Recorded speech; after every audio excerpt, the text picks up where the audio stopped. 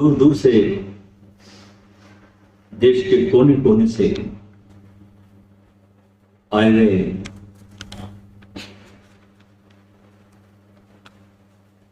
अपने स्वयं की गहराइयों में डूबने के लिए एक अदम्य प्यास लिए हुए सभी साधकों का मैं बहुत हृदय से स्वागत करता हूं और एक बहुत जोरदार तालियों से आप अपने स्वयं का भी स्वागत करें। जोरदार, एकदम जोरदार और जोरदार।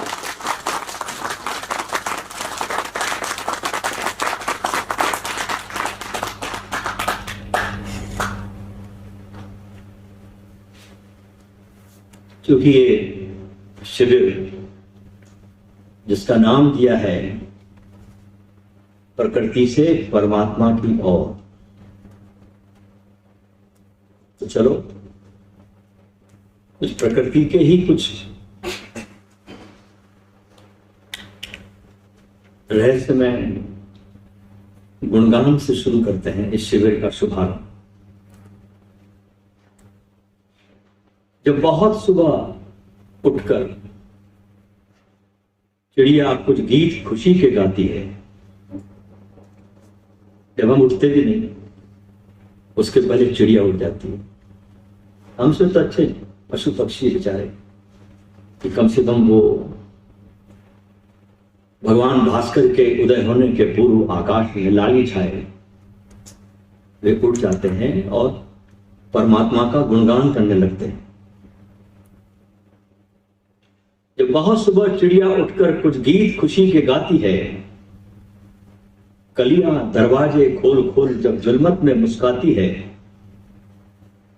कलियां दरवाजे खोल खोल जब जुल्मत से मुस्काती है, खुशबू की लहरें जब घर से बाहर आकर दौड़ लगाती है, हे जग के सृजनहार, हे जग के सृजनहार, प्रभु तब याद तुम्हारी आती है। हे जग के सृजनहार प्रभु तब याद तुम्हारी आती है। जब छम छम बूंदे गिरती है, जब छम छम बूंदे गिरती है, बिजली चमचम चमचम कर जाती है। मैदानों में वन बागों में जब हरियाली रहती है, जब ठंडी ठंडी हवा कहीं से मस्ती ढोकर लाती है, हे जग के सृजनहार प्रभु तब याद तुम्हारी आती है। हे जग के सृजनहार प्रभु तब याद तुम्हारी आती है। अक्सर लोग कहते हैं कि परमात्मा एक रहस्य है, लेकिन मेरा सोचना ऐसा है कि जहां रहस्य है वहां परमात्मा है। जहां भी रहस्य है वहां पर परमात्मा है। रहस्य ही परमात्मा है। वह जो मिस्टीरियस है, वह जो जीवन में अबूझ है, वह जो जीवन में अव्याख्या है, जिसकी व्याख्या नहीं की जा सकती, जिसकी व्याख्या करने में सारे वेद, सारे शास्त्र, सारे पुराण, सारे नीति पुराण, सारे भागवत ग्रंथ छोटे पड़ जाते हैं, बौने पड़ जाते हैं। वह जिसे जीवन में समझना, समझाना करीब करीब असंभव है, जो बुद्धि की समस्त सीमाओं को पार करके, जो बुद्धि की सामर्थ्य से दूर हो जाता है, रह जाता है, वो जो ट्रांसेंडेंटल है, वही परमात्मा है, वही ईश्वर है, वही रहस्य है, वही सत्य है। कृष्ण मूर्ति पर प्रकृति का बड़ा प्रभाव था। वे चाहते थे कि प्रत्येक साधक, प्रत्येक व्यक्ति प्राकृतिक सौंदर्य को जाने, उस सौंदर्य को नष्ट न करें। वे कहते थे एक बड़ी सुंदर बात कि शिक्षा केवल पुस्तकों से सीखना और उन किताबों को कंठस्थ करना नहीं है। उनके अनुसार शिक्षा का वास्तविक अर्थ है कि हम इस योग्य बने, ध्यान से सुनना, शिक्षा का अर्थ है कि हम इस योग्य बने कि पक्षियों के कलरव को सुन सके, आकाश को देख सके, वृक्षों तथा पहाड़ों का उसके सौंदर्य का अनुपम सौंदर्य जो होता है इनके पास, उसका अवलोकन कर सके, और इस सौंदर्य को देखते देखते हम एक विस्मय बोध से भर उठे, एक आश्चर्य बोध से हम भर उठे। और ऐसा हम अनुभव, जब हम विस्मय बोध से भर जाते हैं, आश्चर्य बोध से भर जाते हैं, तो ये अनुभव हमको सत्य के नजदीक लेकर आता है। ये अनुभव हमको सत्य के बिल्कुल पास ले आता है। ऐसी रहस्य विमुग्धता, ऐसे आश्चर्य का भाव सारे जगत को एक रहस्य में, एक मिस्ट्री में बदल कर रख देता है। अगर हमारे भीतर रहस्य हो, अगर हमारे भीतर रहस्य का भाव हो, तो बाहर रहस्य उत्पन्न हो जाता है। केंद्र हम होना चाहिए रहस्य के, तो बाहर भी आपको रहस्य दिखाई पड़ता है। और भीतर रहस्य न हो तो बाहर रहस्य के उत्पन्न होने की सारी संभावनाएं करीब करीब नहीं के बराबर हो जाती है। जो भीतर रहस्यपूर्ण है वही बाहर के रहस्य को देख सकता है। और जो व्यक्ति जितना रहस्य से संबंधित होता है, इस मिस्ट्री से संबंधित होता है, उतना ही परमात्मा के निकट पहुंच जाता है। लेकिन उस परमात्मा को जानने के लिए, जिसके लिए हम यहां इकट्ठे हुए हैं, हमारे भीतर इन आने वाले 3 दिनों में विस्मय की क्षमता गहरी से गहरी होती चली जानी चाहिए। हमारे पास एक ऐसी आंखें हो जो निपट प्रश्नवाचक ढंग से देखती हो। अभी हम जो देखते हैं जानकारियों से देखते हैं। गुलाब को देखा, हमारे माइंड में पूरी गुलाब को लेकर डेफिनेशन है उसके बारे में कि सुगंध देता है, लाल कलर का है, फलाना है, ढिकाना है। हमारे पास हर चीज की पहले से परिभाषाएं हमारा दिमाग गढ़ने लगता है। तो फूल के सौंदर्य को हम देख नहीं पाते। इसके पहले कि हम सौंदर्य को देखें, हमारा दिमाग उसको परिभाषा दे देता है और उस सौंदर्य से हमारा जरा भी नाता नहीं जुड़ता। सौंदर्य को ऐसे देखो जैसे तुम कोई प्रश्नवाचक की तरह तुम देख रहे हो। और जब तुम इस तरीके से देखते हो तो तुम मौन में डूब जाते हो। एक तुम्हारे और उस फूल के बीच एक बड़ा अनोखा, बड़ा प्यारा सा एक मौन संवाद घटित होता है जो बुद्ध और महाकाश्यप के बीच हुआ। बुद्ध एक दिन फूल लाए, भिक्षु से बैठे रहे 10,000 के आसपास, बोले एक शब्द नहीं।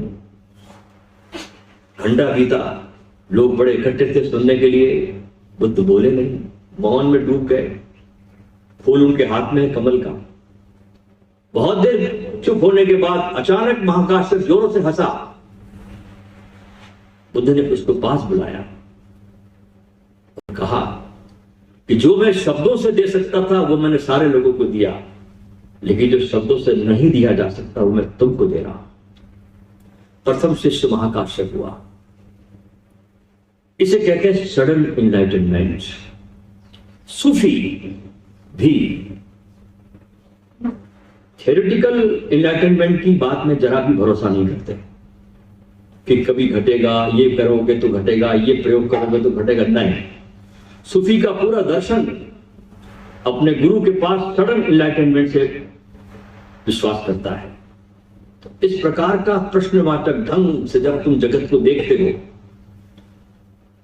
और तुम्हारे पास अपने कोई उत्तर नहीं होते, रटे रटाए पहले से जाने हुए, जानकारियों से भरे हुए, तो तुम्हारे और फूल के बीच एक मौन घटता है। उस स्थिति में तुम्हारे प्राणों का संबंध उससे हो जाता है जो जीवन का सत्य है और जो जीवन का मंदिर है।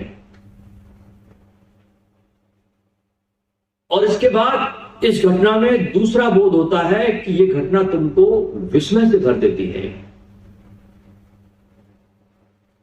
और जितना आदमी विस्मयपूर्ण होता है, आश्चर्य के बोध से भरा होता है ना, उतना आदमी विनम्र हो जाता है। एक दूसरा अनुभव उसको होता है। जितना ज्यादा वो आश्चर्य से भर जाता है सारे जगत को देखकर, कभी किसी तारों को, कभी किसी वृक्ष के झूमने को, कभी किसी तितली को उड़ते हुए देखकर। देखिए, हम जो बच्चे थे छोटे छोटे, अपने बचपनों को याद करिए। आपके पास कोई मकान नहीं था, कोई बैंक बैलेंस नहीं था, आपके पास कुछ था नहीं, आपके पास विस्मय का बोध था। एक तितली उड़ती थी तो आप उसके पीछे भागते थे। एक 8 आने का सिक्का लेते थे, हम रेलवे स्टेशन पे जाते थे, रेल गुजरने के पहले पटरी पे रखते थे, रेल गुजरती थी तो वो सिक्का चमक जाता था, कितने खुश होते थे हम उस सिक्के को देखते। देखो मेरा सिक्का चमका हो गया। बचपन में शिक्षक अगर तुम्हारी किताब में सिर्फ इतना लिख दे गुड, तो तुम पूरे मोहल्ले को दिखाते फिरते थे कि देखो आज मास्टर ने मेरी कॉपी में मुझे गुड लिख के दे दिया। तुम्हारे पास एक विस्मय का बोध था, एक आश्चर्य का तुम्हारे भीतर भाव था, जो तुमने धीरे धीरे खो दिया। इसी से तुम परमात्मा के बहुत दूर होते चले गए। तुमको फिर से उस विस्मय के बोध को लाना होगा, तभी तुम परमात्मा के पास पहुंच सकोगे। उसके पहले नहीं। चाहे तुम कितने भी लाख प्रयोग कर लो, लाख थेरेपी कर लो, कुछ भी कर लो, लाख ग्रुप कर लो, कुछ नहीं होता उससे। तुमको तुम्हारे भीतर विस्मय का बोध लाना पड़ेगा, आश्चर्य का भाव लाना होगा, क्योंकि उस विस्मय में ही तुम्हारे भीतर एक विनम्रता जागती है। तुम्हारे भीतर एक नाकुच का बोध तुम्हारे भीतर आने लगता है कि मैं तो कुछ जानता ही नहीं, मेरी कोई सामर्थ्य नहीं है इसको जानने की। इतना विराट है ये परमात्मा कि मैं छोटा सा एक बूंद इस सागर की था लेने पहुंच गया, जानने लगा। तो अथाह विनम्रता तुम्हारे अंदर आती है और तुम पात्र बनते हो उसके लिए। क्योंकि जब मुझे ज्ञात होता है कि मैं नहीं जानता, सुकरात का पूरा दर्शन इसी पर आधारित है। सुकरात से जब भी कोई पूछता तो बोलता मुझे कुछ पता नहीं, मैं कुछ जानता नहीं। उस न जानने की उस मन स्थिति में, उस मनोदिशा में जब आप वास्तव में इस भाव से भर जाते हैं कि मैं कुछ नहीं जानता इस रहस्य को, तब तुम वास्तव में जानने के अधिकारी हो जाते, उसके पहले नहीं। और इस स्थिति में तुम्हारे अहंकार को खड़े होने की कोई जगह नहीं बचती। अभी तो तुम जितना करते हो तो अपने अहंकार को भरते हो, करते क्या हो सिवाय अहंकार के भरने। इतने शिविर कर लिए साहब मैंने, उसके भी शिविर में चला गया, फलाने के शिविर में चला गया, ये ग्रुप कर लिए, फलाना ग्रुप कर लिए, उसके पास चला गया, इतना सत्संग करता हूं, इतनी किताबें पढ़ ली। ये घोषणाएं किस बात की है? और देखते हैं तो विनम्रता का जरा भी बोध नहीं, आश्चर्य का जरा भी भाव नहीं, बच्चे जैसी जरा भी निश्चलता नहीं, भीतर एक मुस्कुराहट नहीं। तो जब तुम आश्चर्य के बोध से भरते हो तो तुम अहंकार से शून्य होने लगते हो, क्योंकि तुम्हारे भीतर विनम्रता आती है। और ध्यान रखना कि जो वृक्ष जितना फलों से भर जाता है उतना झुक जाता है, झुकी जाना होता है। ज्ञान जो है तथाकथित, जो हमारा नहीं है, झूठा, कभी कृष्णमूर्ति को पढ़कर जान लिया, कभी ओशो को पढ़कर जान लिया, कभी किसी को पढ़कर जान लिया, जो हमारा नहीं है वो झूठा है हमारे लिए, उससे ज्यादा नहीं। उस ज्ञान को देखकर, उस ज्ञान को पाकर कभी सत्य की यात्रा नहीं होती।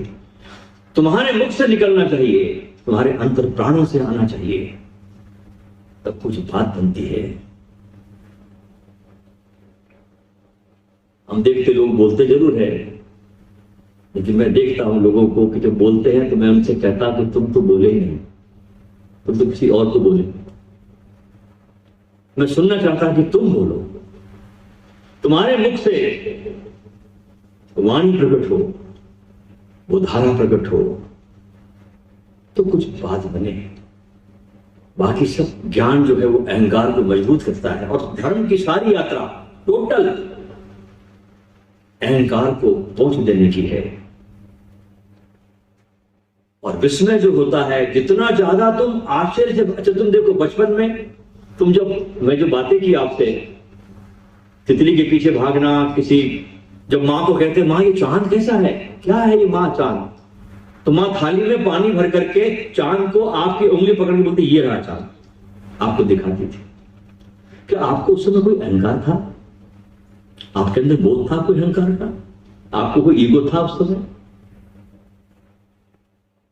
आप बिल्कुल परमात्मा में थे, आप बिल्कुल परमात्मा के साथ एक थे उस समय, उसमें द्वैत कुछ नहीं था। धीरे धीरे धीरे धीरे जो जो ज्ञान तुम्हारे भीतर आने लगा, बाहरी ज्ञान, किताबों के द्वारा, गुरुओं के द्वारा, शिक्षकों के द्वारा, इससे ज्यादा उसके द्वारा, जब तुमने ज्ञान डालना शुरू किया और तुमको ये भ्रम हो गया कि ज्ञान तुम्हारा है, बस वहीं से हमारी यात्रा रुक जाती है। और जब तुम देखते हो बड़ी गौर से, लाओ से ने बड़ी सुंदर बात बोली, जो मैं जिस संदर्भ में आपसे बात कर रहा हूं, उसका सूत्र है कि बुद्धिमत्ता को छोड़ो, ज्ञान को हटाओ, और लोग 100 गुना लाभान्वित होंगे। ये कौन से ज्ञान की लाओ से बात करता है? जो बारोड नॉलेज हमारे पास है, जो दूसरे की झूठन हमारे पास में है, उस ज्ञान को छोड़ने की बात लाओ से कहता है। बुद्धिमत्ता को छोड़ो, ज्ञान को हटाओ, और लोग 100 गुना लाभान्वित होंगे। तो ये झूठे ज्ञान की बात लाओ से करता है।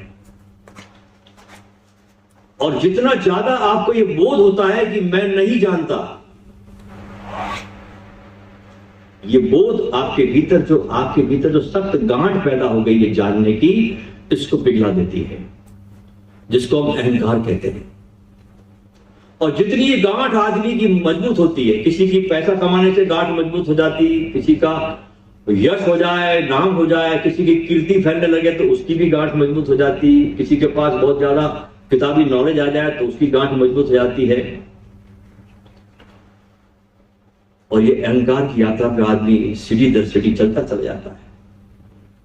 और ऐसे आदमी के जीवन में फिर मिस्ट्री जैसी कोई चीज नहीं रह जाती। और परमात्मा है परम मिस्टीरियस, परम रहस्य। और जितना ज्यादा तुम इस रहस्य को अपने भीतर अनुभव करते हो, नाखुश होते हो, अपने को पहुंच देते हो, विस्मय के बोध से भर जाते हो, खाली हो जाते हो, उतने परमात्मा के पास आने लगते हैं। इसलिए ध्यान रखना कि आश्चर्य जीवन का सबसे बड़ा खजाना है। तो मुझसे पूछे कि जीवन का सबसे बड़ा खजाना क्या है, तो मैं कहूंगा आश्चर्य का बोध। तुम देखो जगत को, जगत में कितना आश्चर्य है। तुम एक वृक्ष के पत्ते को भी नहीं जान सकते, मजे की बात है। हर पत्ता बड़ा अनूठा है, उसकी हरियाली, जब हरे पत्ते में जब पीले फूल आते हैं, क्या कॉम्बिनेशन देखिए आप। जरा इस परमात्मा की सृष्टि के सृजन को देखिए आप। रात जब आसमान में तारे निकल जाते हैं, तब उसके रोशनी को देखिए, उसके नीलांबर को देखिए, नदियों की बहती धारा को देखिए, एक निर्दोष बच्चों की आंखों में देखिए, और कभी बैठकर अपने दिल की धड़कनों को भी सुनिए जो आपके भीतर धड़क रही है।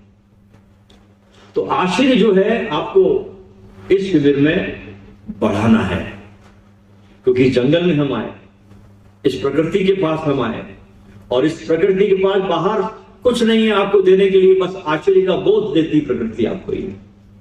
इस वरदान को लीजिए, इस आशीर्वादों को ग्रहण कीजिए। यहां ये आपको परमात्मा ने एक बहुत अच्छा अवसर दिया है इस जगह पर बुला करके। अकारण आप नहीं आ गए, अकारण भगवान ने आपको यहां बुलाया नहीं, कुछ न कुछ आपके पुण्य जाग गए, इसके कारण आप यहां पे आ गए। कुछ पुण्य जरूर जागे आपके कि आप यहां पहुंच गए, लेकिन आपका सिर्फ शरीर से आना ही काफी नहीं है। शरीर से तो कोई भी आ सकता है, टिकट कटाई, बस में आ गए, ट्रेन में आ गए, प्लेन में आ गए, वो बहुत आना कोई बहुत मायने नहीं रखता। अब आप यहां आए तो बस यहां के ही होके रह जाए। न कोई आपका अतीत है, न कोई परिवार है, न कोई बच्चे हैं, न कोई दुकान है, न कोई फैक्ट्री है, कुछ नहीं आपका। आप यहां नितांत अब अकेले हैं और उस अकेलेपन में ही परमात्मा से मुलाकात होती है। परमात्मा भीड़ में कभी नहीं मिलता। परमात्मा जब भी किसी को मिला है तो उसके नितांत अकेलेपन में, उसके मौन में उससे मिलन होता है। ध्यान शिविर है आपको उस मौन में ले जाने का एक बहुत अच्छा सा वातास, एक हवा, कि कैसे आप इस प्रकृति में डूबे विराट आकाश है। यहां पर देखिए, कभी बैठे यहां पर फालतू की बातचीत ना करें, क्योंकि बातचीत करने की बड़ी भारी बीमारी है आदमी को।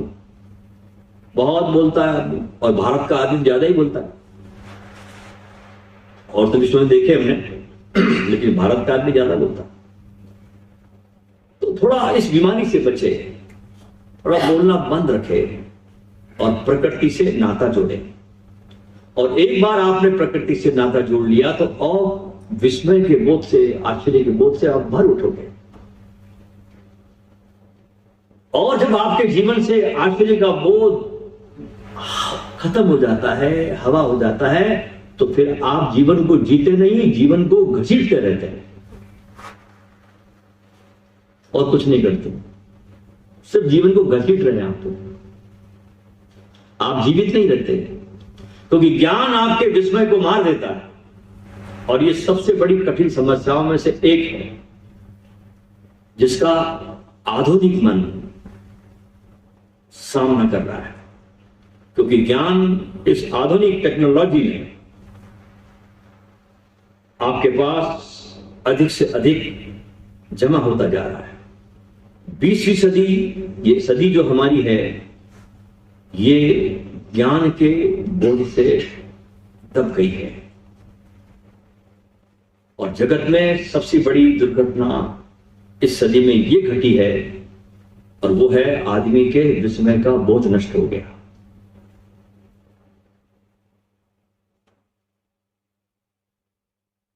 और जिस दिन तुम्हारा विस्मय का बोध नष्ट हो गया, उस समय तुम्हारा बाल हृदय मर गया। और बालक का हृदय ही परमात्मा को पा सकता है। इसका हृदय बालवत हो गया। इसलिए जीसस क्राइस्ट ने कहा ना कि मेरे प्रभु के राज्य का वही अधिकारी है जो बच्चे जैसा हो गया, जो बालवत हो गया, जो जड़ नहीं। जड़ हुआ आदमी बूढ़ा हो जाता। क्या कभी आपने ख्याल किया कि अभी भी आप क्या कभी किसी वक्त आप थोड़े चौकन्ने होते हो, चौंकते हो कोई चीज देख करके? क्या तुमको ऐसा बोध होता है किसी फूल के पास खड़े होकर के, कभी किसी बहते हुए झरने को देख करके, कभी किसी रात के आसमान के तारे को देखकर कभी तुमको ऐसा बोध होता है चौंकने का, खाली हो जाने का? तो तुम ठीक ठीक रास्ते पे हो। चारों तरफ पक्षियों की आवाजें हैं, झरनों का शोरगुल है, हवाओं का वृक्षों से गुजरना है। एक ध्यानी व्यक्ति को एक पुलक से भर जाता है। पुलक पैदा होती भीतर। हवा जब तुमको छूती है, बहुत शीतल हवा, बहती हवा तुमको छूती है, जैसे ऐसा लगता है जैसे कोई महासंभोग घट गया तुम्हारे जीवन में इस प्रकृति के साथ। एक पुलक आ जाती है, एक आह्लादित हो जाता आदमी, और तुम चारों तरफ जीवन को देख के अवाक हो जाते हो। लेकिन तुमको सब पता ही नहीं, तुम अवाक नहीं होते। तुम तो पक्षी रोज सुनते हैं। क्या सुनना है? सुना है, कई बार सुना है। हवाओं का वृक्ष से गुजरना बड़े रोज देखा है। इन उत्तरों ने हमको मार डाला, जीते जी नष्ट कर दिया। हमारे पास जो उत्तर है रेडीमेड, और हम ज्ञान के पहले ही ज्ञानी हो गए। ज्ञान घटा नहीं, हम ज्ञानी हो गए। तो जैसे जैसे इस शिविर में आपका विस्मय का बोध गहरा होता जाएगा, क्योंकि प्रकृति से परमात्मा की ओर वैसे तुम्हारी हृदय की जो क्षमता है छोटे छोटे बच्चे की तरह हो जाएगी। देखिए, बच्चे को आप पालने में देखिए, जरा गौर से देखना बच्चे को। बच्चा इतना एनर्जेटिक रहता है पालने में कि पैरों को पटकता है जोर से, इतनी ऊर्जा उसके अंदर रहती है। उसकी आंखों में झांकी, कितना विस्मय का बोध होता है उसके अंदर। तो जो जो आपके अंदर भी ध्यान प्रकट होगा, वैसे वैसे आप छोटे बच्चे की तरह निर्दोष आश्चर्य के बोध से भरने लगोगे। आप छोटे बच्चे को देखिए, वो आपके साथ उंगली पकड़ के जाता है बाजार, हर चीज में चौंकता है, हर चीज को बड़ा विस्मय से देखता है, हर चीज को बड़ी गहराई से देखता है। ये क्या है, वो क्या है। एक रंगीन पत्थर भी बच्चे को कोहिनूर दिखाई पड़ता है, और हमको कोहिनूर भी पत्थर दिखाई पड़ता है।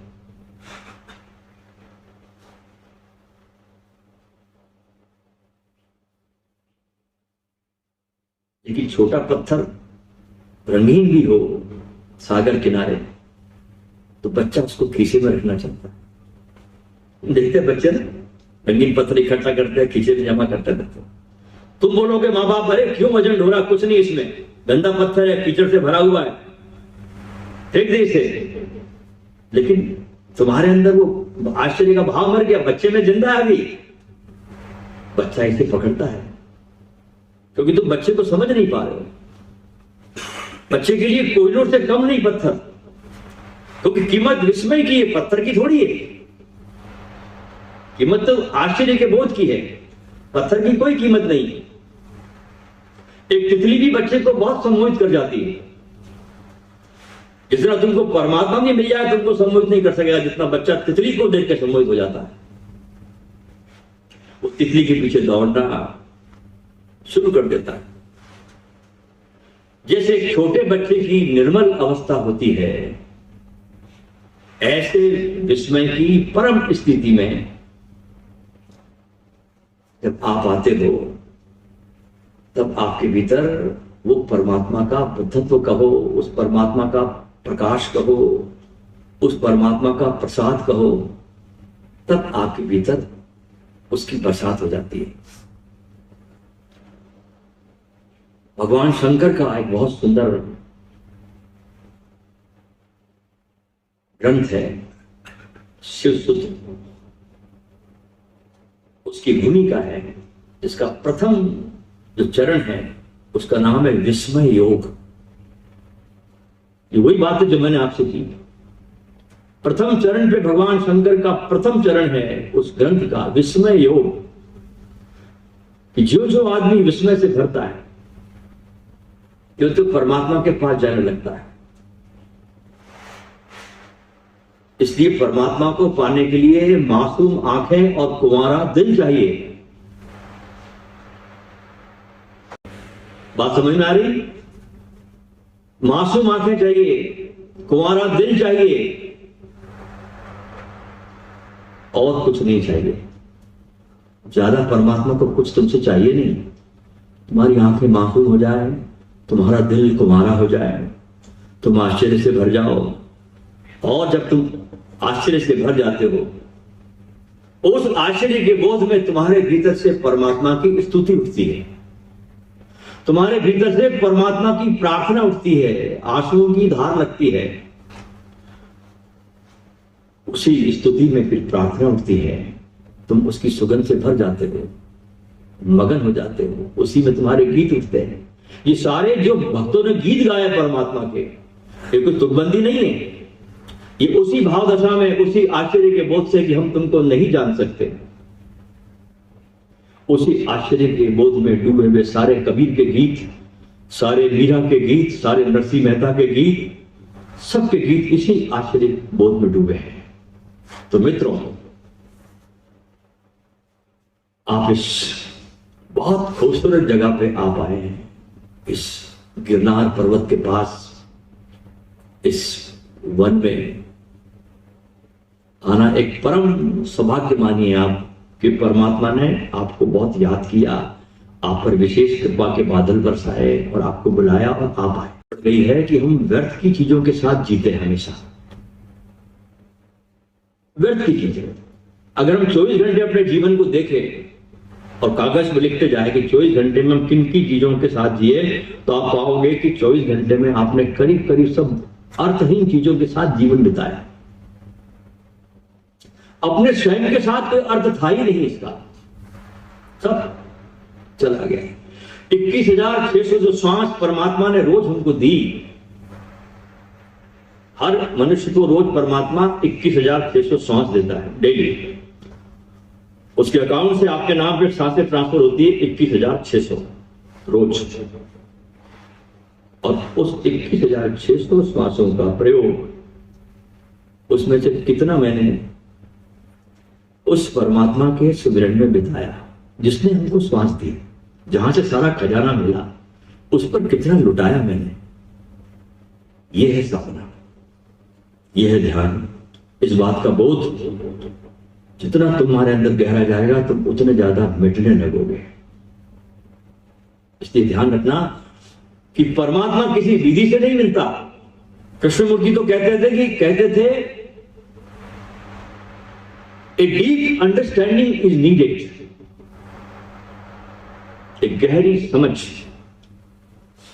जैसे मैं उनके साथ एक बार कृष्णमूर्ति के साथ दिल्ली में था, एक 3 दिन का उनका सेशन मैंने 1980 के आसपास मैंने उनका 3 दिन अटेंड किया।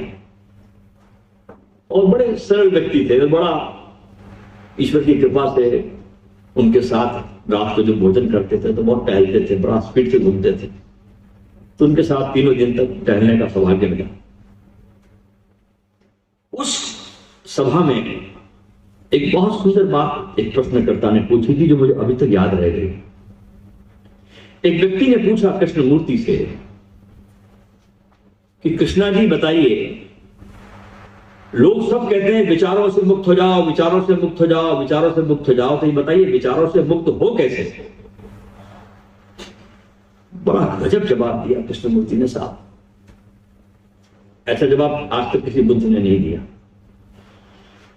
वो कहने लगे तुम विचारों से मुक्त हो ही नहीं सकते।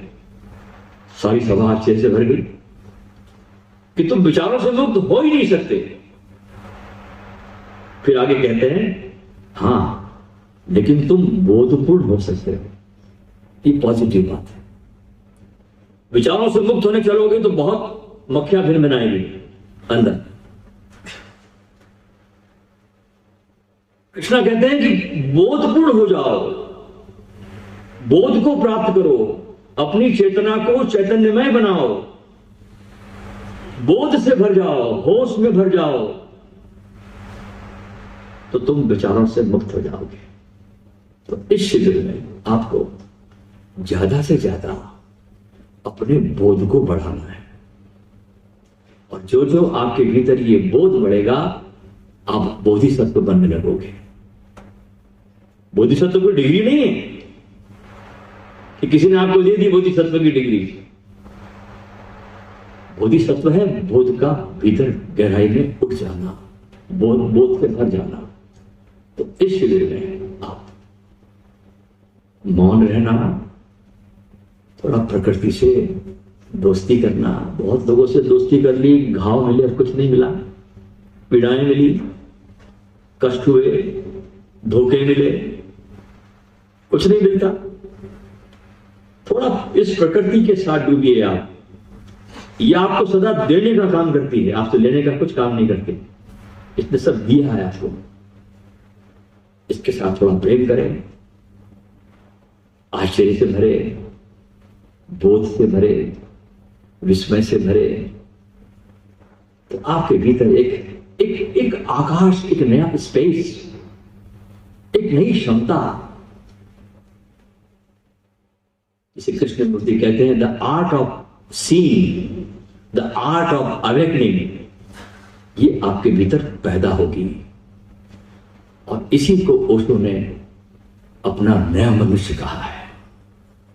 जो इस बोध से भर जाता है उसका नाम है नया मनुष्य।